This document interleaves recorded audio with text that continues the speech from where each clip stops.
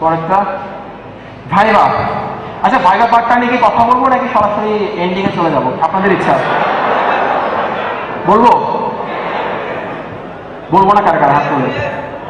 বলার দরকার নেই, কারা কারা হাত তোলেন?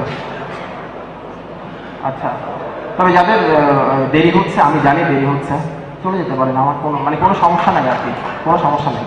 বলি তাহলে, হ্যাঁ, বেশিক্ষণ লাগবে না, হাফ অ্যান আওয়ার লাগবে আর কি বলতে, বলে ফেলি। আচ্ছা, তো ভাইবা হচ্ছে দি art of selling your self, নিজেকে সেল করার আর্ট। এখানে মার্কেটিং এ কারা কারা আছে হাত তুলে দেখান। মার্কেটিং দিদি আর এম দিয়ে যারা নাই তারা এবং যারা আছেন তারা একটা কথা বলি শোনেন।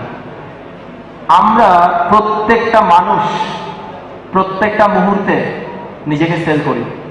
এটা কি ভুল বললাম? সেল করি নিজেকে। এবং ভাইবা হচ্ছে নিজেকে সেল করার একটা আর্ট, নিজেকে ভালোভাবে সেল করার একটা আর্ট। যারা ভাবছেন আমরা প্রত্যেকটা মানুষ প্রত্যেকটা মুহূর্তে নিজেকে সেল করি না, তাদেরকে বলি, ওই যে ভাইয়ারা দাঁড়ায় আছে গেটে, ওখানে কিছু ভাইয়া দাঁড়ায় আছে না গেটে, যারা বসতে পারে নাই, ওদের কিন্তু খুব ইচ্ছা করতেছে, যারা বসে আছে লাঠি দিয়ে ফেলে দিয়ে বসে যাওয়ার জন্য।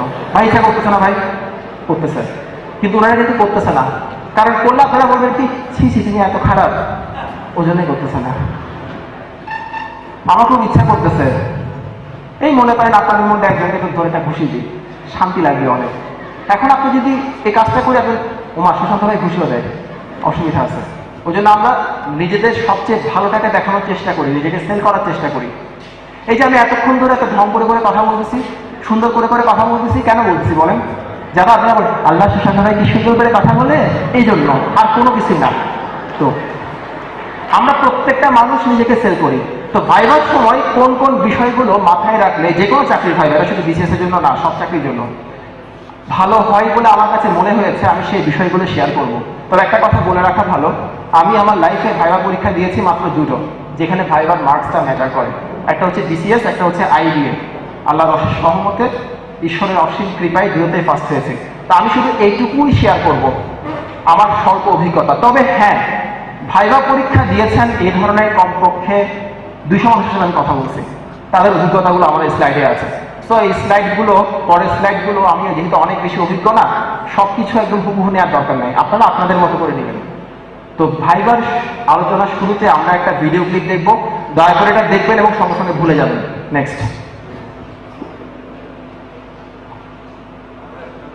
Interview interview interview interview human behaviour.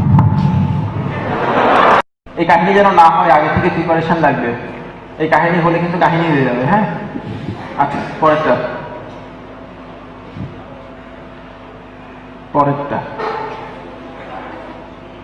আচ্ছা, এটা একটু ই করতে হবে, মিনিমাইজ করে ঠিক করতে হবে, এটা ঠিক হচ্ছে না। হ্যাঁ, কন্ট্রোল এল দেন,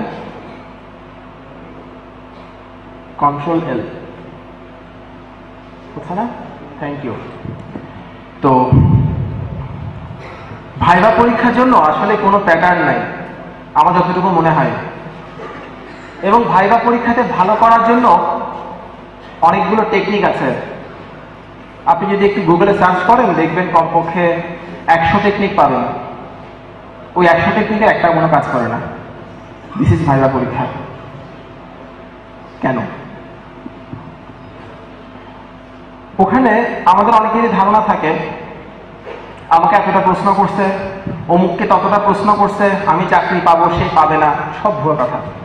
ওখানে কি জিজ্ঞেস করছে কি জিজ্ঞেস করে নাই, এটা ভাইভাতে মার্কসে খুব একটা বেশি ভূমিকা রাখে না। তো ভাইভা পরীক্ষার সময় নিজে আপনি যেমন তেমনটাই উপস্থাপন করবেন, তবে ভেরি রিফাইন্ড ওয়েতে, পরিশুদ্ধভাবে, ভালোভাবে। কথা বলার সময় আই কন্ট্যাক্ট রাখবেন, চোখের দিকে তাকিয়ে কথা বলবেন। অন্যদিকে তাকিয়ে কথা বলা কোনো কাজের কথা না। এবং আই কন্ট্যাক্ট রাখলে হবে কি, স্যাররা আপনার সম্পর্কে কি ভাবছেন, স্যারদের ইনস্ট্যান্ট যে এক্সপ্রেশন, এটা আপনি জানতে পারবেন। পরেরটা আমার মনে হয়েছে ভাইবার বিষয়টা যতটা অবজেক্টিভ, তার চাইতে অনেক বেশি পরিমাণে সাবজেক্টিভ। ব্যাপারটা কিরকম? আমি প্রথমেই বলছি ভাইবার কোনো প্যাটার্ন নাই, ভাইবার কোনো নিয়ম নাই। বিসিএস ভাইবা বলেন, আইবি ভাইবা বলেন, এই দুটা বিশেষ করে। আপনি যখন ভাইবার বোর্ডে ঢুকবেন, আপনাকে দেখার পর প্রথম 20 সেকেন্ডে 20 সেকেন্ডসে আপনার সম্পর্কে সাবজেক্টের একটা ইমপ্রেশন তৈরি হবে, এবং ওই ইমপ্রেশনই ঠিক করে দিবে আপনার পরবর্তী প্রশ্নগুলো কেমন হবে। যদি ইমপ্রেশন ভালো হয়, আপনাকে চাকরিটা দেওয়ার জন্য ওই টাইপের কোশ্চেন বেশি করবে, and you will never get a second chance to make the first impression. ইমপ্রেশনটা খুবই জরুরি, ইমপ্রেশন তৈরি করা। আপনারা দেখবেন, আমি দেখেছি ভাইবা বোর্ডে একজনকে জিজ্ঞেস করতে, মনে করেন তাজমহল কিভাবে করে সম্রাট শাহজাহানের প্রেমের স্বাক্ষর বহন করে চলেছে, এক্সপ্লেইন করো। আরেকজনকে পছন্দ হয় নাই, তাকে জিজ্ঞেস করছে, দেখি বলো তো তাজমহলে টোটাল কয়টা গেট আছে, হইতে পারে। একজনকে জিজ্ঞেস করলো, দেখি বলো গত পূর্ণিমা রাতে পদ্মা নদীর পারে তুমি তোমার প্রেমিকার হাত ধরে কিভাবে হেঁটেছিলে, এক্সপ্লেইন করো। আরেকজনকে জিজ্ঞেস করলো, দেখি বলো তো পদ্মা নদীর দৈর্ঘ্য কতটুকু, প্রস্থ কতটুকু, গভীরতা কতটুকু, হইতে পারে। সো প্রথম 20 সেকেন্ডসে আপনার সম্পর্কে কি ইমপ্রেশন হলো, ওটা কিন্তু ভেরি ইম্পর্টেন্ট, এবং ওটা ঠিক মতো যদি আপনি হ্যান্ডেল করতে পারেন, ঠিক মতো ম্যানেজ করতে পারেন, আপনার কোশ্চেন সহজ হওয়ার সম্ভাবনা খুব বেশি। আচ্ছা, সেল ইউরসেলফ। সেল ইউরসেলফ জিনিসটা তো আমি আগেই বলছি, আপনাকে অবশ্যই স্যারদেরকে কনভিন্স করতে হবে কেন আরেকজনকে না দিয়ে আপনাকে দিলে ভালো হয় চাকরিটা। আপনি কিন্তু অপরিহার্য না, কোনো প্রতিষ্ঠানের জন্যই আমরা কেউ অপরিহার্য না। সো আরেকজনকে না দিয়ে আমাকে দিলে কেন ভালো হয়, এটা স্যারদেরকে বুঝাই আসতে হবে, কনভিন্স করে আসতে হবে। কিভাবে কনভিন্স করবেন? ইন্ডিয়াতে একটা সফটওয়্যার কোম্পানি আছে, top level software company, Wipro, একদম লিডিং সফটওয়্যার কোম্পানি উইপ্রো। উইপ্রোতে একবার আইআইটি খড়গপুর থেকে এক কম্পিউটার সায়েন্সের স্টুডেন্ট গ্র্যাজুয়েট পরীক্ষা দেওয়ার জন্য আসছে, উইপ্রোতে জবের পরীক্ষা দিতে আসছে, এবং জবের পরীক্ষাগুলো ভালোই ডিফিকাল্ট হয় উইপ্রোর পরীক্ষাগুলো। তো ইন্টারভিউ বোর্ডে তাকে বিভিন্ন প্রশ্ন করা হলো। বিভিন্ন প্রশ্ন করার পর লাস্টের দিকে এসে, তো সে কতগুলো প্রশ্ন পারছে, কতগুলো পারে নাই। তো লাস্টের দিকে এসে তাকে উইপ্রোর সিইও, চিফ এক্সিকিউটিভ অফিসার, উনি বলেন, আচ্ছা তুমি তো অনেকগুলো পারছো, অনেকগুলো পারো নাই, গুড। তো আমরা তোমাকে একটা লাস্ট কোয়েশ্চেন করতে যাচ্ছি। বলে ওকে স্যার। বলে আগে শোনো, তুমি চাইলে এই লাস্ট কোয়েশ্চেনটা স্কিপ করতে পারো। যদি তুমি এই লাস্ট কোয়েশ্চেনটা অ্যাটেম্পট না করো, অ্যাভয়েড করো, তাহলে তোমার এই চাকরিটা পাওয়ার সম্ভাবনা 50-50। আর তুমি যদি এটা অ্যাটেন্ড করো এবং অ্যাটেন্ড করে ভুল করো, তাহলে তোমার চাকরিটা পাওয়ার কোনো সম্ভাবনাই নাই, তুমি চাকরিটা পাবে না। আর যদি তুমি অ্যাটেন্ড করো এই লাস্ট কোয়েশ্চেনটা এবং সঠিক উত্তর দিতে পারো, তোমার চাকরিটা কনফার্ম তুমি পাবে। বলে ওকে স্যার, আমি পারবো। বলে একটু ভেবে বলো।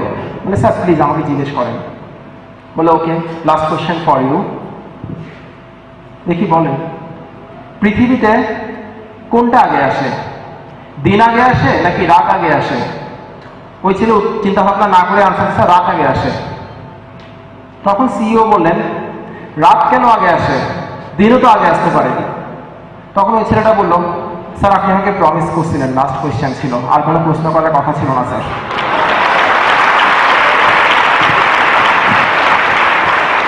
ওই ছেলেটা এখন উইপ্রোতে জব করে, ব্যাঙ্গালোরে পোস্টিং, ব্যাঙ্গালোরে আছে।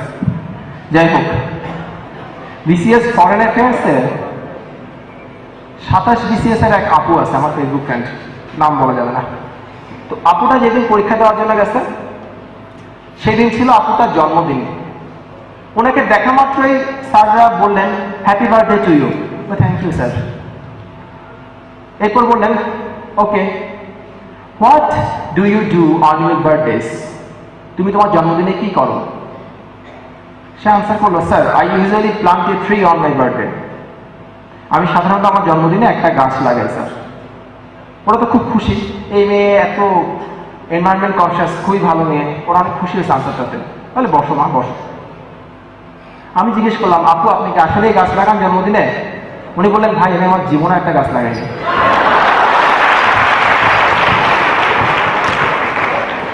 বিসিএস ফরেন অ্যাফেয়ার্স 22 ব্যাচের এক ভাইয়া আছে আমার, মানে ভাইয়া মানে তাও ফেসবুক ফ্রেন্ড। ওনাকে জিজ্ঞেস করা হয়েছিল তুমি BCS foreign affairs first choice দিচ্ছ কেন? উনি উত্তর করছিলেন এরকম, স্যার আমার দেশ বিদেশ ঘুরে দেখার অনেক শখ, কিন্তু আমার বাবা স্যার দরিদ্র, ওনার এই সামর্থ্য নাই। আমি যদি স্যার এখানে জয়েন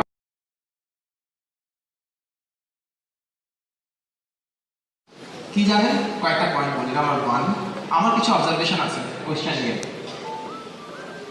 এই পরীক্ষার প্রশ্নে ক খ গ ঘ এই যে সিরিয়ালটা, এই সিরিয়ালটা কি বাম থেকে ডান দিকে ছিল নাকি উপর থেকে নিচে ছিল? এই শুধুমাত্র উপর থেকে নিচে সিরিয়াল থাকার কারণে কমপক্ষে 5 থেকে 6টা জানা জিনিস অনেকেই ভুল করে আসছে। ভুল বললাম না? নেক্সট না, এই প্রশ্নটা এসো নিজে করি টাইপ কোনো প্রশ্ন না। এসো নিজে করে বোঝান, এসো নিজে করে বোঝান না। আরে পরীক্ষার হলে সবাই মিলে আরে আমরাই তো অসুবিধা কি, ওরকম আর কি, ওরকম করে কোনো লাভ হয় নাই। এর কারণ হচ্ছে কিসের আমরা কেউই তো পারে না এটা। যে লোক যে স্যারটা গার্ড করছে উনিও পারে না, সো কথা বলেও কোনো লাভ নেই। কোচিং সেন্টার এবং বিভিন্ন গাইড বই টই পড়ে তেমন কোনো লাভই হবে না যদি নিজের হেড অফিসে কিছু না থাকে। যাদের বেসিক ভালো না তারা প্রিলি পাস করতে পারে না অনেকেই, আমার দেখা মতো। আমার মনে হয়েছে স্রেফ মুখস্থ বিদ্যার জোরে আমলাতন্ত্রে আসার দিন মনে হয় শেষ। কিছু বেসিক থাকতে হবে, নাহলে ডিফিকাল্ট হয়ে যাবে পরেরটা। আর ওই অমুক কোচিং সেন্টারের এত পার্সেন্ট সাজেশন কমন, তমুক গাইডের এতটা কোয়েশ্চেন কমন, এমন কোনো কথা বলার ছিল না, কারণ আসলে কোথা থেকে কমন আসে নাই। এবং আপনারা দেখবেন এই বিসিএস পরীক্ষার পর কোচিং সেন্টারগুলো তাদের পড়াশোনার ধরনটা চেঞ্জ করে ফেলছে, কিংবা গাইড বইগুলো আগে যে স্টাইলে লেখা হতো ওই স্টাইলটা ফলো করা লেখা হচ্ছে না। আরেকটা ভালো দিক ছিল, এই প্রশ্নটা এমনভাবে করা হয়েছে আপনার একাডেমিক ব্যাকগ্রাউন্ড যেমনই হোক না কেন আপনি বাড়তি কোনো সুবিধা পাচ্ছেন না। সো সবাইকে পড়াশোনা করতে হবে, সবাইকে ভালো করে পড়াশোনা করতে হবে। বিসিএস প্রিলিমিনারি নিয়ে 36তম বিসিএস পরীক্ষা যারা দিচ্ছেন জানুয়ারির 8 তারিখ, এই কথাগুলো তাদের জন্য। এখন যে কথাগুলো বলছি একটু ভালো করে শোনেন বা শোনার চেষ্টা করেন। এগুলো 37তম জন্য প্রযোজ্য, কিন্তু বেশি প্রযোজ্য না। 36তম জন্য একটু এগুলো এইটুকু করলে মনে হয় অনেকটুকু হবে আর কি। নাম্বার 1, 10ম থেকে 35তম বিসিএস পরীক্ষার সবগুলো প্রশ্নোত্তর পড়ে ফেলতে হবে ভালো করে। নাম্বার 2, 2টা প্রিলিমিনারি পরীক্ষার ডাইজেস্ট শেষ করে ফেলতে হবে। ডাইজেস্ট তো কিনছেন তাই না? আপনাদের বলি, একটা ডাইজেস্ট যদি শেষ করতে পারেন একটু কষ্ট করে, বেশি পরিশ্রম করে, সেকেন্ড ডাইজেস্টটা শেষ করাটা আপনার জন্য সহজ হবে। কারণ বেশিরভাগ কোশ্চেন হচ্ছে রিপিট কোশ্চেন, একই রকম কোশ্চেন। একটা গাইড বই যদি আপনি ভালো করে শেষ করতে পারেন, পরের গাইড বই শেষ করতে আপনার কোনো সময় লাগবে না। বেশিরভাগ প্রশ্নই হচ্ছে রিপিট। প্রথমটা শেষ করাটা ডিফিকাল্ট, প্রথমটা শেষ করার জন্য অনেক এফোর্ট দিতে হয়। সময় পেলে 2টা জব সলিউশন পড়ে ফেলতে পারেন, অন্তত একটা, 2টা না হলে অন্তত একটা জব সলিউশন পড়ে ফেলবেন। 2-3টা মডেল টেস্টের গাইড বই কিনবেন এবং প্রতিদিন অন্তত 4 সেট মডেল টেস্ট দিবেন। 4 সেট, প্রতিদিন অন্তত 3 থেকে 4 সেট মডেল টেস্ট দিয়ে নিজেকে জাজ করবেন আপনি কত পাচ্ছেন প্রতিদিন। পেপার পড়ার সময় পুরো পেপার না পড়ে শুধু হেডলাইনগুলো পড়বেন। পুরো পেপার পড়ার কোনো সময় আপনাদের নাই, শুধু হেডলাইনগুলো পড়বেন। এবং 36তম বিসিএস পরীক্ষার যারা ক্যান্ডিডেট তারা অবশ্যই পেপারের আর্টিকেল পড়া বাদ দিয়ে দিবেন। আমি ওই জন্য লিখছি, একটা লেখা ছিল না প্রথম আলোতে গত শুক্রবার না আগে শুক্রবার, ওখানে একটা ইসলামের একটা কথা পেপারের আর্টিকেল পড়তে নিষেধ করছিলাম না, মনে আছে? এই সময় এটা পড়ার সময় না, ওখানে লিখছিলাম ফুল খেলবার বিনয় গদ্য, বুঝছিলেন? এই কবিতাটা কার জানেন? সুভাষ মুখোপাধ্যায়ের কবিতা, অনেক সুন্দর কবিতাটা। বিসিএস সংক্রান্ত বিভিন্ন ওই যে কিছু স্পেশাল সংখ্যা বের করে না প্রফেসর, আজকের বিশ্ব বেশ করার মধ্যে current news, current world, current affairs, এগুলো কিনে ফেলে পড়ে ফেলতে হবে পরের স্লাইডটা, আর কিছু না। তো যারা 37তম ক্যান্ডিডেট ওদের জন্য কিছু কথা আছে, এগুলো চাইলে আমি স্কিপ করতে পারি। এগুলোকে বলবো নাকি স্কিপ করবো? বিসিএস পরীক্ষার জন্য রেফারেন্স বই আপনাকে পড়তে হবে। রেফারেন্স বই কাকে বলে? একটা উদাহরণ দিয়ে বলি। মনে করেন বাংলার জন্য ওরাকন হচ্ছে একটা গাইড বই, লালনীল দীপাবলি হচ্ছে রেফারেন্স বই। রেফারেন্স বই বুঝতে পারছেন জিনিসটা কি? অনেকে আমাকে জিজ্ঞেস করে, ভাই রেফারেন্স বই জিনিসটা কি আসলে? আচ্ছা, এখন রেফারেন্স বইটা আপনি কিভাবে সহজে এবং ইফেক্টিভলি করতে পারেন এই বুদ্ধিটা দিচ্ছি। প্রথমেই আপনি আগের বছর বিসিএস পরীক্ষায় যে কোশ্চেনগুলো আসছে খুব ভালো করে পড়ে ফেলবেন। এটা 37তম জন্য, 36তম জন্য না। প্লাস জব সলিউশন কিনে পিএসসি নন ক্যাডার এক্সামের যে কোশ্চেনগুলো, এই কোশ্চেনগুলো খুব ভালো করে পড়ে ফেলবেন, খুব ভালো করে পড়ে ফেলবেন। আপনি যত বেশি কোশ্চেন সলভ করবেন আপনি তত বেশি এগিয়ে থাকবেন। আমি আমার প্রিপারেশনের একটা সিক্রেট যদি বলতে বলেন, একটা বা আমার প্রিপারেশন টেকনিকের সবচেয়ে স্ট্রং পয়েন্ট কোনটা ছিল, আমি একটা কথাই বলবো, আমি আমার যে কোনো বন্ধুর চাইতে বেশি কোশ্চেন করছি। আমার মতো কোশ্চেন অনেকে করে নাই, আমি প্রচুর কোশ্চেন সলভ করছি। আমি কোশ্চেন সলভ বেশি করতাম। আপনি যদি বেশি করে কোশ্চেন করেন তাহলে কি ধরনের প্রশ্ন এই টাইপের পরীক্ষাগুলোতে আসে এবং কি ধরনের প্রশ্ন আসে না, এটা নিয়ে আপনার একটা ভালো আইডিয়া হবে, ফেয়ার একটা আইডিয়া হবে, হবে না? এর পরে যদি আপনি রেফারেন্স বই পড়া শুরু করেন তাহলে দেখবেন আপনার কষ্ট অনেক কমে যাবে।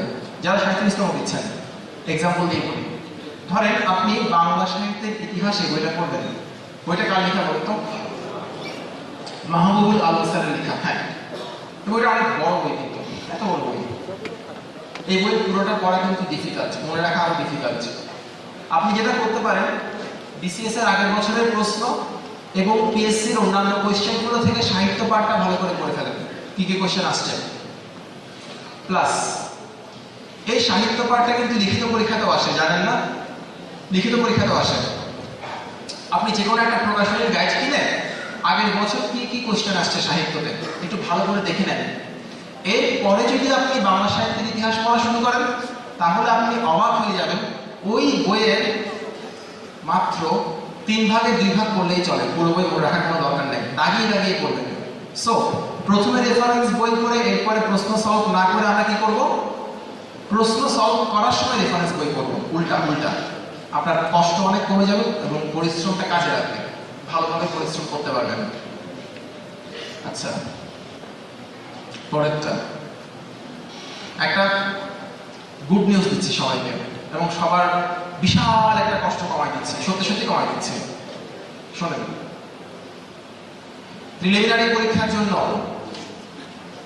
আপনারা current affairs, current world, current knowledge, আজকের বিশ্ব, কালকের বিশ্ব, এই কালকের বিশ্ব নাই,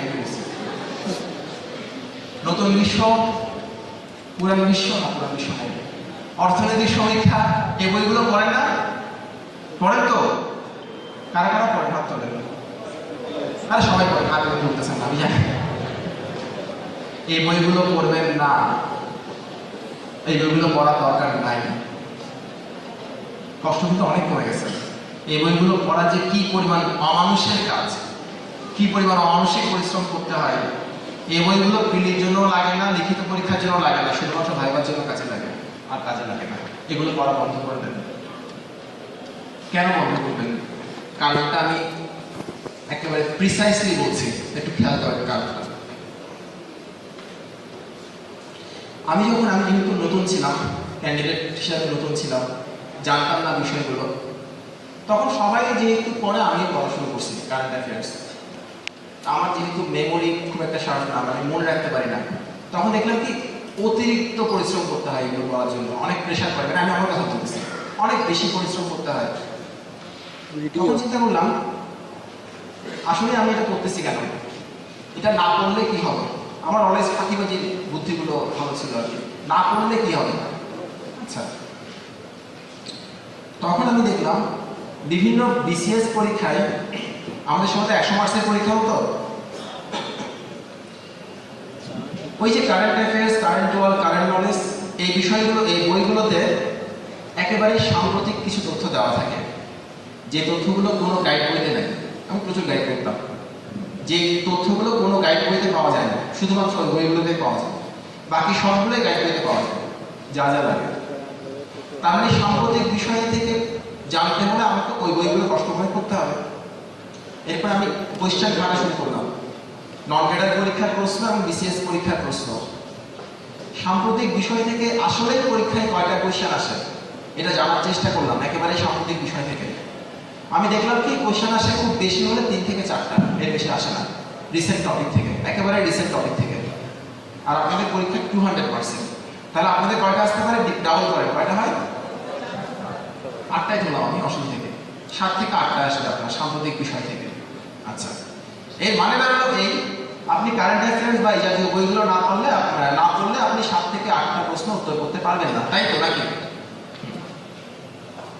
এখন এই 7 থেকে 8টার মধ্যে কমপক্ষে একটা প্রশ্ন আপনি যে রেগুলারলি খবর দেখেন, নিউজগুলো দেখেন, পেপার পড়েন, ওই কারণে একটা প্রশ্ন কিন্তু আপনি উত্তর করতে পারবেন। আর ঝড়ে বল পড়ার মতো তো একটা হয়ে যায়, তাই না? তার মানে আপনি পারতেছেন না কয়টা বলেন? 7টা আপনার পক্ষে পারা সম্ভব না, আপনি 7 মার্কস পাবেন না। সাম্প্রতিক বিষয়গুলো আপনি পড়েন নাই বিধায়।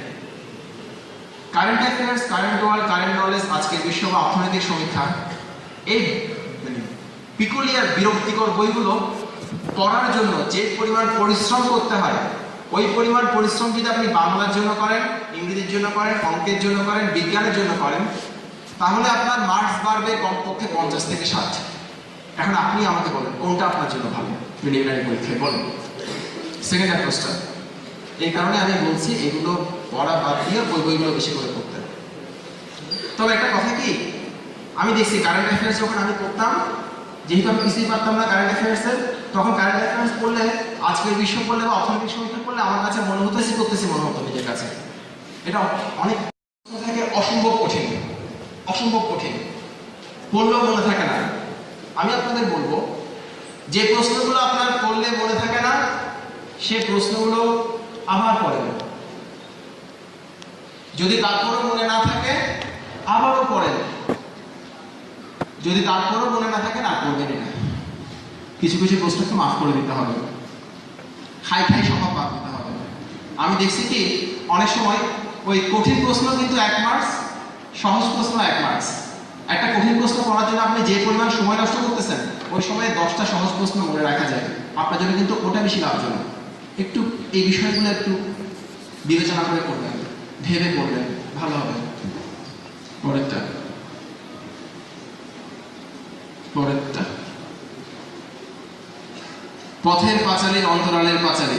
যারা ভাবছেন প্রথমবারে বিসিএস হবে তাদের জন্য একটু দেখেন।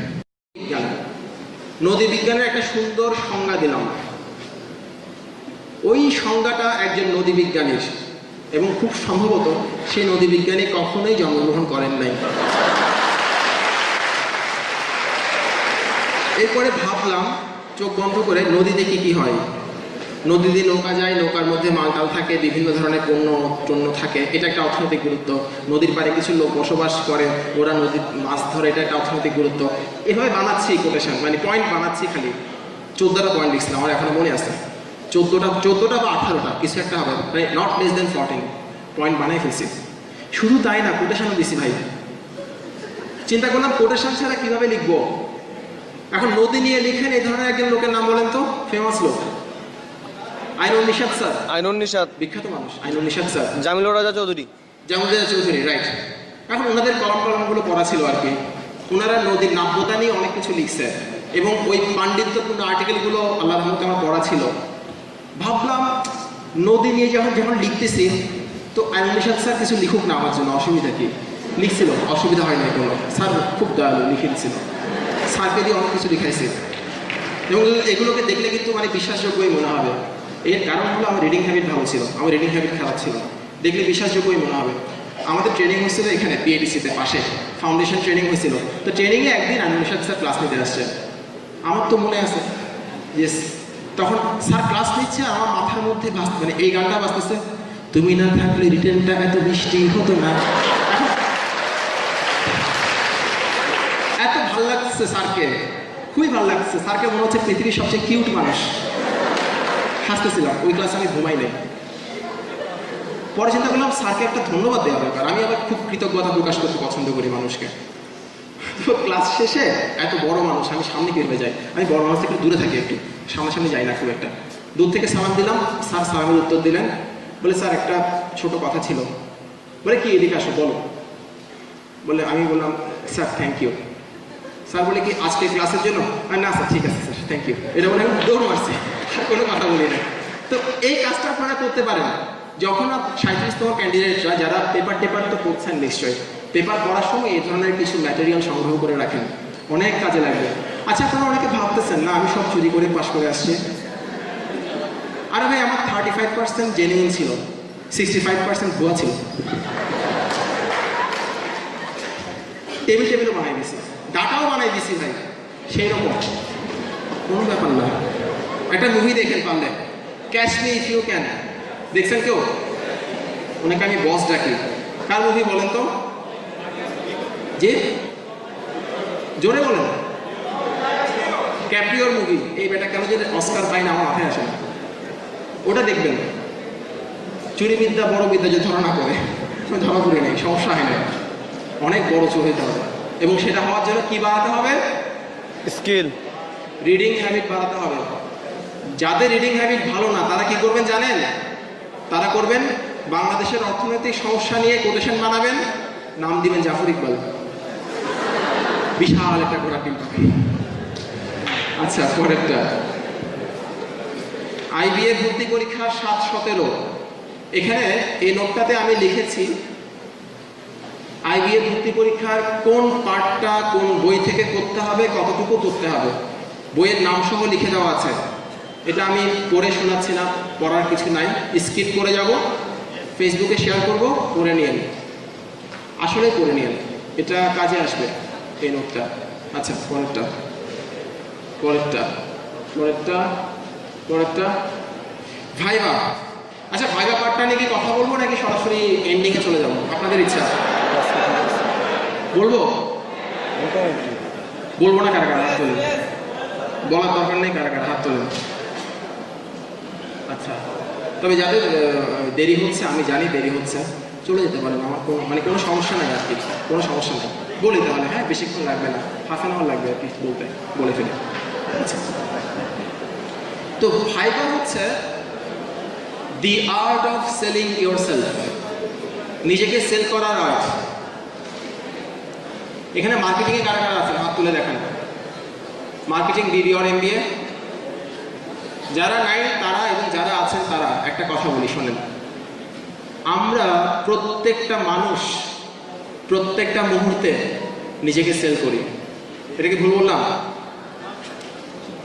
সেল করি নিজেকে।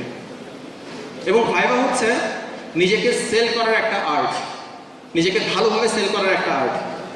যারা ভাবছেন আমরা প্রত্যেকটা মানুষ প্রত্যেকটা মুহূর্তে নিজেকে সেল করি না, তাদেরকে বলি ওই যে ভাইয়ারা দাঁড়ায় আছে গেটে, ওখানে কিছু ভাইয়া দাঁড়ায় আছে না গেটে, যারা বসতে পারে নাই, ওদের কিন্তু খুব ইচ্ছা করতেছে, যারা বসে আছে লাঠি দিয়ে ফেলে দিয়ে বসে যাওয়ার জন্য। ভাই ইচ্ছা করতেছে না? ভাই করতেছে, কিন্তু ওনারা কিন্তু করতেছে না। কারণ করলে আপনারা বলবেন কি, ছি ছি তুমি এত খারাপ, ওই জন্যই করতেছে না। আমার খুব ইচ্ছা করতেছে, এই মনে করেন আপনাদের মধ্যে একজনকে একটু ধরে একটা ঘুষি দিই, শান্তি লাগবে অনেক। এখন আপনি যদি এই কাজটা করে এখন ওমা সুশান্ত ভাই ঘুষিও দেয়, অসুবিধা আছে। ওই জন্য আমরা নিজেদের সবচেয়ে ভালোটাকে দেখানোর চেষ্টা করি, নিজেকে সেল করার চেষ্টা করি। এই যে আমি এতক্ষণ ধরে এত ঢং করে করে কথা বলতেছি, সুন্দর করে করে কথা বলতেছি, কেন বলতেছি বলেন? যারা আপনারা বলেন আল্লাহ সুশান্ত ভাই কি সুন্দর করে কথা বলে, এই জন্য, আর কোনো কিছুই না। তো আমরা প্রত্যেকটা মানুষ নিজেকে সেল করি। তো ভাইবার সময় কোন কোন বিষয়গুলো মাথায় রাখলে যে কোনো চাকরির ভাইবার, শুধু বিসিএস এর জন্য না, সব চাকরির জন্য ভালো হয় বলে আমার কাছে মনে হয়েছে, আমি সেই বিষয়গুলো শেয়ার করব। তবে একটা কথা বলে রাখা ভালো, আমি আমার লাইফে ভাইবা পরীক্ষা দিয়েছি মাত্র দুটো, যেখানে ভাইবার মার্কসটা ম্যাটার করে। একটা হচ্ছে বিসিএস, একটা হচ্ছে আইবিএ। আল্লাহর অশেষ রহমতে, ঈশ্বরের অসীম কৃপায় দুটোতেই ফার্স্ট হয়েছে। তো আমি শুধু এইটুকুই শেয়ার করব, আমার স্বল্প অভিজ্ঞতা। তবে হ্যাঁ, ভাইবা পরীক্ষা দিয়েছেন এই ধরনের কমপক্ষে 200 মানুষের সাথে আমি কথা বলছি, তাদের অভিজ্ঞতাগুলো আমার স্লাইডে আছে। সো এই স্লাইডগুলো, পরের স্লাইডগুলো আমি যেহেতু অনেক বেশি অভিজ্ঞ না, সব কিছু একদম হুবহু নেওয়ার দরকার নেই, আপনারা আপনাদের মতো করে নেবেন। তো ভাইবার আলোচনার শুরুতে আমরা একটা ভিডিও ক্লিপ দেখব, দয়া করে এটা দেখবেন এবং সঙ্গে সঙ্গে ভুলে যাবেন। নেক্সট মোবাইলে করতে দেখি। এর উপরে অ্যাড করে দেওয়া যাবে না? Interview human behaviour interview. Thank you. লাইটটা একটু অফ করে দেন কাইন্ডলি, লাইটটা। আচ্ছা, এটা একটু ইয়ে করতে হবে, মিনিমাইজ করে ঠিক করতে হবে, এটা ঠিক হচ্ছে না। হ্যাঁ, কন্ট্রোল এল দেন, কন্ট্রোল এল হচ্ছে না। Thank you. তো ভাইভা পরীক্ষার জন্য আসলে কোনো প্যাটার্ন নাই আমার যতটুকু মনে হয়, এবং ভাইভা পরীক্ষাতে ভালো করার জন্য অনেকগুলো টেকনিক আছে। আপনি যদি একটু গুগলে সার্চ করেন দেখবেন কমপক্ষে 100 টেকনিক পাবেন। ওই 100 টেকনিকের একটা কোনো কাজ করে না। দিস ইজ ভাইভা পরীক্ষা। কেন? ওখানে আমাদের অনেকেরই ধারণা থাকে আমাকে এতটা প্রশ্ন করছে, অমুককে ততটা প্রশ্ন করছে, আমি চাকরি পাবো, সে পাবে না, সব ভুয়া কথা। ওখানে কি জিজ্ঞেস করছে কি জিজ্ঞেস করে নাই এটা ভাইভাতে মার্কসে খুব একটা বেশি ভূমিকা রাখে। যায় কি করার সমস্যা নেই। তো ভাইভা পরীক্ষার সময় নিজে আপনি যেমন তেমনটাই উপস্থাপন করবেন, তবে ভেরি রিফাইন্ড ওয়েতে, পরিশুদ্ধভাবে, ভালোভাবে। কথা বলার সময় আই কন্ট্যাক্ট রাখবেন, চোখের দিকে তাকিয়ে কথা বলবেন। অন্যদিকে তাকিয়ে কথা বলা কোনো কাজের কথা না। এবং আই কন্ট্যাক্ট রাখলে হবে কি, স্যাররা আপনার সম্পর্কে কি ভাবছেন, স্যারদের ইনস্ট্যান্ট যে এক্সপ্রেশন, এটাও আপনি জানতে পারবেন। পরেরটা আমার মনে হয়েছে ভাইবার বিষয়টা যতটা অবজেক্টিভ তার চাইতে অনেক বেশি পরিমাণে সাবজেক্টিভ। ব্যাপারটা কিরকম? আমি প্রথমেই বলছি ভাইবার কোনো প্যাটার্ন নাই, ভাইবার কোনো নিয়ম নাই। বিসিএস ভাইবা বলেন, আইবিএ ভাইবা বলেন, এই দুটা বিশেষ করে।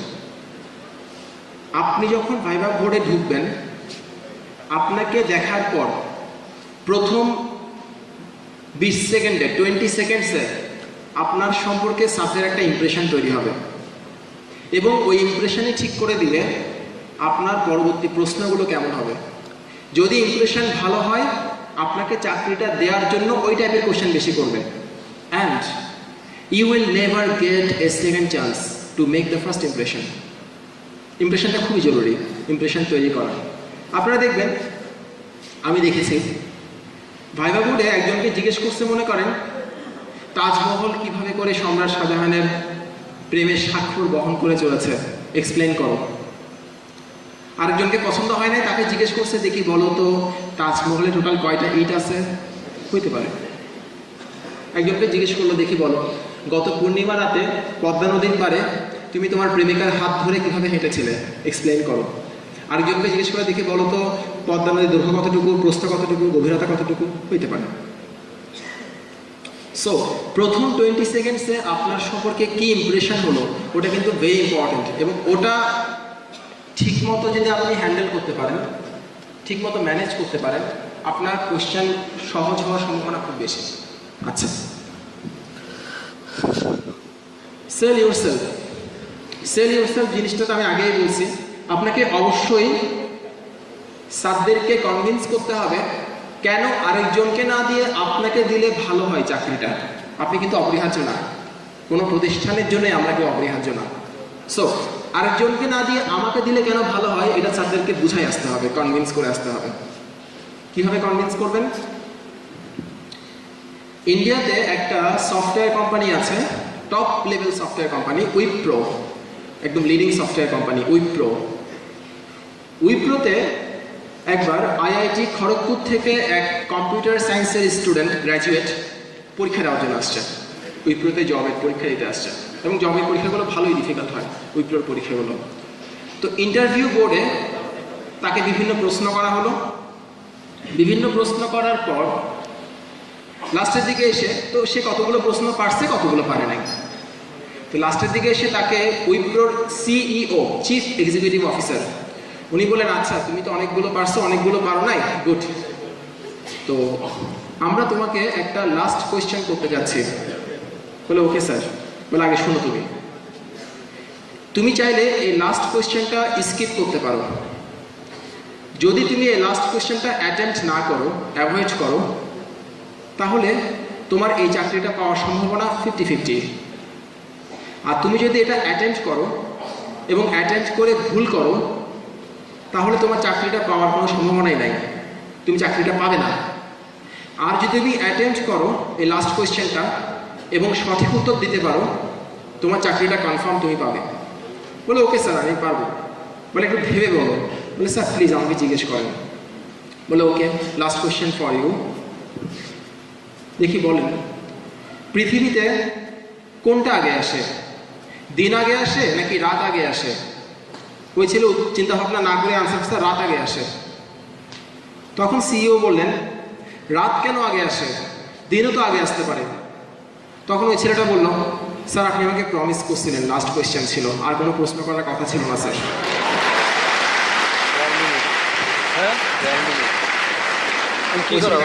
জব করে ব্যাঙ্গালোরে আছে। যাই হোক, বিসিএস ফরেন অ্যাফেয়ার্স 27 বিসিএস এর এক আপু আছে আমার ফেসবুক ফ্রেন্ড, নাম বলা যাবে না। তো আপুটা যেদিন পরীক্ষা দেওয়ার জন্য গেছে সেদিন ছিল আপুটার জন্মদিন। ওনাকে দেখা মাত্রই স্যাররা বললেন happy birthday to you. Thank you sir. এরপর বললেন okay, what do you do on your birthdays? তুমি তোমার জন্মদিনে কি করো? সে আনসার করলো sir I usually plant a tree on my birthday. আমি সাধারণত আমার জন্মদিনে একটা গাছ লাগাই স্যার। ওরা তো খুব খুশি, এই মেয়ে এত এনভায়রনমেন্ট কনসিয়াস, খুবই ভালো মেয়ে, ওরা অনেক খুশি হয়েছে আনসারটাতে। তাহলে বসো মা বসো। আমি জিজ্ঞেস করলাম আপু আপনি কি আসলে গাছ লাগান জন্মদিনে? উনি বললেন ভাই আমি আমার জীবনে একটা গাছ লাগাই না।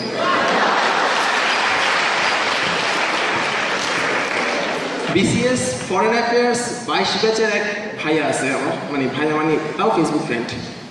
ওনাকে জিজ্ঞেস করা হয়েছিল তুমি BCS foreign affairs first choice দিছো কেন? উনি উত্তর করছিলেন এরকম, স্যার আমার দেশ বিদেশ ঘুরে দেখার অনেক শখ, কিন্তু আমার বাবা স্যার দরিদ্র, ওনার এই সামর্থ্য নাই। আমি যদি স্যার এখানে জয়েন করি তাহলে কোনো টাকা পয়সা ছাড়া স্যার ঘুরে বেড়াতে পারবো, সেই কারণে দিছি। উনি চাকরি করছেন। সো এই বিষয়গুলো কিন্তু আপনাকে মাথায় রাখতে হবে, আপনি কিভাবে করে কনভিন্স করছেন, এটার কোনো নিয়ম নাই। আচ্ছা পরেরটা, যারা ভাইবা বোর্ডে থাকে আর কি, ওরা অনেক বেশি স্কিলড আমার কাছে মনে হয়েছে এবং এক্সপেরিয়েন্সড। ওরা খুব ভালো করে বোঝে আপনি কি বলছেন কি লুকাচ্ছেন। বিভিন্ন ব্যাংকের ভাইভাতে আইবি এর যে সমস্ত স্যাররা থাকে ওনাদেরকে আমি পার্সোনালি চিনি, এবং একটা বস বলতে যা বোঝায় তাই, অনেক জানে, অনেক ভালো মাইন্ড রিড করতে পারে। ওরা কিন্তু খুব ভালো করে বোঝেন আপনি কি কি বলছেন, কি কি লুকাচ্ছেন, কি কি মিথ্যা কথা বলছেন। তবে আমি আবার আপনাদেরকে বলবো, here cheating is an art. আপনি যদি ঠিকমতো এই আর্টটাকে অ্যাপ্লাই করতে পারেন আপনি এগিয়ে থাকবেন, এবং দেখবেন আপনাদের বন্ধু বান্ধবের মধ্যে কিছু পোলাপান থাকে যেগুলোর চাপার জোর বেশি, এবং ওরা কিন্তু ওই পরীক্ষার ইন্টারভিউতে, পরীক্ষার ভাইভাতে কিন্তু ওরা আপনার থেকে বেশি মার্কস পায়, কিন্তু হয়তোবা তার প্রিপারেশন আপনার চাইতে কম। এরকম নাই কিছু চাপাবাস টাইপের পোলাপান, চাপার জোর সেই রকম। যাই হোক আমিও ছিলাম ওদের মধ্যে, তো এখন কিছু পারতাম না, কিন্তু মার্কস তো খারাপ আসতাম। এই ধরনের ছেলেপেলে কিছু থাকে এবং তাদের থেকে শিখেন তারা কিভাবে করে ম্যানেজ করে। আবার আমার এক ফ্রেন্ড আছে, ও হচ্ছে নাম কেন বলতেছে, ও যখন আসে বাসায় আমরা তো জানি সে যে কি চিজ, কত বড় বদমাস, কিন্তু আমার মাকে এসে জিজ্ঞেস করে আন্টি আপনি কেমন আছেন, আপনার তো চেহারা খারাপ হয়ে গেছে, আপনার শরীর ভেঙে গেছে, ওষুধপত্র খাচ্ছেন ঠিক মতো। পৃথিবীর প্রত্যেকটা মা শরীর খারাপ হয়ে গেছে এটা বললে খুশি হয়, এটাই নিয়ম। আমার মাকে যখন এটা বলে মা তো মানে মহা খুশি, বলে হ্যাঁ বাবা খাচ্ছি, একটু অসুস্থ, আন্টি আপনাকে দেখে বোঝা যাচ্ছে, আপনাকে দেখে খুব খারাপ লাগতেছে, আমার কিচ্ছু লাগতেছে না আমি জানি, তারপরে বলতেছে। আমার বাবাকে দেখে বলে আঙ্কেল আপনি স্ট্রোক করছিলেন, ওষুধপত্র ঠিক মতো খাচ্ছেন, চেক আপ করান ঠিক মতো। আমার মা বাবা তো মানে তাকে অসম্ভব পছন্দ করে, এবং ও যাওয়ার পর আমাকে বলে কি এই বাপকে ওর মতো মানে ওর মতো হতে শেখ, দেখ কত ভালো ছেলে। ও যখন আমাদের বাসায় আসে আমার ইচ্ছাটা পিছনে একটা ধরে দেওয়া, মানে কি বলবো আর, থাক কিছু না বলি। বিসিএস ভাইভাতে যারা থাকে তারা কিন্তু মাঝ বয়সের চেয়েও একটু বেশি আর কি, বেশিরভাগই থাকে অবসরপ্রাপ্ত কর্মকর্তা, সরকারি কর্মকর্তা থাকে, পেপারের সম্পাদকরা থাকে, প্রফেসর স্যার মানে বিভিন্ন বিশ্ববিদ্যালয়ের প্রফেসররা থাকেন। ওনারা কিন্তু আমাদের কম বেশি আমাদের মা বাবার মতোই। আমাদের মা বাবারা যেমন খুব ভদ্র, শান্ত, শিষ্ট, বিনয়ী, লেজ বিশিষ্ট ছেলে পছন্দ করে, ওনারাও কিন্তু একই রকম। সো আপনি যেমনই হন না কেন, আপনাকে একটু বিনয়ী বিনয়ী টাইপ ভাব নিতে হবে, মানে ফন্নি টুর টাইপ ভাব নিতে হবে। বলছিলাম না, এটা একটু ট্যাক্টফুলি করতে হবে এই কাজটা। ওনারা যখন কোনো একটা প্রশ্ন জিজ্ঞেস করবেন আপনাকে, একটু ঝুঁকে শোনেন, সামান্য ঝুঁকে শুনলে মনে করবে কি এই ছেলে তো অনেক অ্যাটেনশন দিচ্ছে, ভুয়া। আবার বেশি ঝুঁকবেন না, তাহলে মনে করবে এই ছেলে কানে শুনে না, ওটা ভালো হবে। আচ্ছা,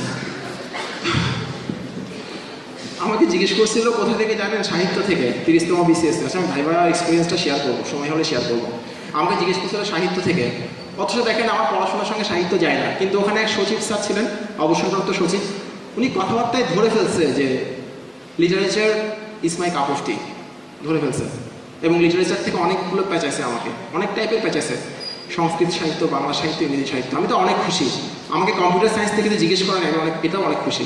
জিজ্ঞেস করলে কিছু পারতাম না, আমাকে জিজ্ঞেস করেন, জিজ্ঞেস করে সাহিত্য থেকে জিজ্ঞেস করছে।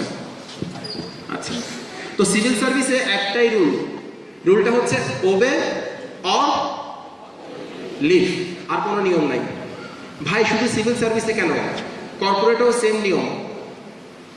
ভারতের বিড়লা কোম্পানির একটা ট্রেনিংয়ে বিড়লা কোম্পানির CEO নিউলি রিক্রুটেড অফিসারদের উদ্দেশ্যে একটা স্পিচ দিয়েছিলেন আর কি, ট্রেনিং নিচ্ছিলেন। তো ট্রেনিং নেওয়ার সময় একজন অফিসার বললো কি, স্যার বিড়লা কোম্পানিতে কিছু বিষয় আছে যেগুলো চেঞ্জ করা উচিত আমরা মনে করি। আচ্ছা, আরেকজন বললো স্যার এটাকে চেঞ্জ করেন স্যার, এটাকে চেঞ্জ করলে ভালো হয় স্যার, এটাকে চেঞ্জ করলে আমাদের জন্য ভালো হয়, কোম্পানির জন্য ভালো হয়, হাবি জাবি অনেক কিছু। সবারটা শুনছে, শোনার পর খুব গম্ভীর হয়ে বলছে, দেখো তোমাদেরকে চাকরি দেওয়া হয়েছে এখানে বিপ্লব ঘটানোর জন্য না, তোমাদের চাকরি দেওয়া হয়েছে আমাদের এখানে যে নিয়মকানুন, সেই নিয়মকানুনগুলো মেনে তোমরা চাকরির মতো দায়িত্ব পালন করবে। এই জন্য যদি ভালো না লাগে দরজা খোলা আছে, স্ট্রেট বলছে কথা। What is the rule, not what should be. যা আছে তাই হচ্ছে আমাদের নিয়ম, পোষালে থাকো, না পোষালে গুড বাই, কোনো অসুবিধা নাই। চাকরির নিয়মই হচ্ছে বেসিক্যালি এটা। সো ভাইভাতে এই বিষয়টা একটু মাথায় রাখবেন আর কি। আর আপনি কোনোভাবেই আপনার বসের চাইতে স্মার্ট না, এটা মনে রাখবেন। এবং যারা ভাইভা নিচ্ছেন ওরা কিন্তু আপনার বসকে আউট স্মার্ট করার চেষ্টা করবেন না কখনো, যতটুকু সম্ভব। এবং তাদের সঙ্গে আচ্ছা, পরেরটা। আর ওখানে বসের অনেক কথাই রাগ টাগ হবে আর কি, রাগ টাগ হলে রাগ করবেন না, মানবীয়ন করা যাবে না, বসের সঙ্গে মানবীয়ন করতে হয় না। আমাদের সকল মানবীয়ন হচ্ছে আমাদের প্রিয়তমার জন্য বা প্রিয়তমের জন্য, বসের জন্য না। আগের স্লাইডটা একটু ডক্টর, আগের স্লাইডটা, পরেরটা। তো ভাইভা বোর্ডে যে বিষয়গুলো দেখা হয় বলে আমার কাছে মনে হয়েছে, আমি সেটাকে লিস্ট করছি, একটু খুব ভালো করে মনে রাখেন এই লিস্টটা কি কি বলতেছে, আমি এক্সপ্লেন করে বলতেছি। নাম্বার 1, পজিটিভ অ্যাটিটিউড, ইতিবাচক দৃষ্টিভঙ্গি। আপনাকে যদি BCS পরীক্ষায় জিজ্ঞেস করা হয় বাংলাদেশের 5টি সমস্যার নাম বলেন বা 5টা সমস্যার কথা বলেন, আপনি অবশ্যই এমন 5টা সমস্যার কথা বলবেন যে 5টা সমস্যা সমাধানের জন্য সরকার ইতোমধ্যে উদ্যোগ নিয়েছেন। লিখিত পরীক্ষা তো সেম, এটা একটু মাথায় রাখবেন। পজিটিভ অ্যাটিটিউড দেখেন, যেমন আপনাকে যদি বলে আপনার সম্পর্কে একটা নেগেটিভ পয়েন্ট বলেন, আপনি নেগেটিভ পয়েন্টটা এমনভাবে বলবেন যেটা শুনতে পজিটিভ শোনায়। আমাকে জিজ্ঞেস করছিল IBA-তে, আমি বলছিলাম যে sir I am very perfectionist and it often kills my time. আমি খুব পারফেকশনিস্ট এবং এটা আমার সময় নষ্ট করে। এটা কিন্তু নেগেটিভ পয়েন্ট, কিন্তু অতটুকু নেগেটিভ শোনায় না, পজিটিভ শোনায়। এটাকে ইউফেমিজম বলে, ইউফেমিজম, একটা পচা কথাকে ভালোভাবে বলা। Body language very important. আপনি ওই সময়ে আপনার বডি ল্যাঙ্গুয়েজটা কেমন হচ্ছে ওটা ডিফাইন করে দিবে আপনি অফিসার হিসাবে কেমন হবেন। আপনি ভাইভা দিচ্ছেন, অনেক সময় বডি ল্যাঙ্গুয়েজের কিছু সাবকনশিয়াস বিষয় থাকে যেগুলো আমরা খেয়াল করি না। আপনি ভাইভা দিচ্ছেন, আপনি এমন করতেছেন, সারা কিন্তু খেয়াল করে এবং এটা দেখতে খুব বিশ্রী লাগে। একটু খেয়াল রাখবেন বিষয়টা।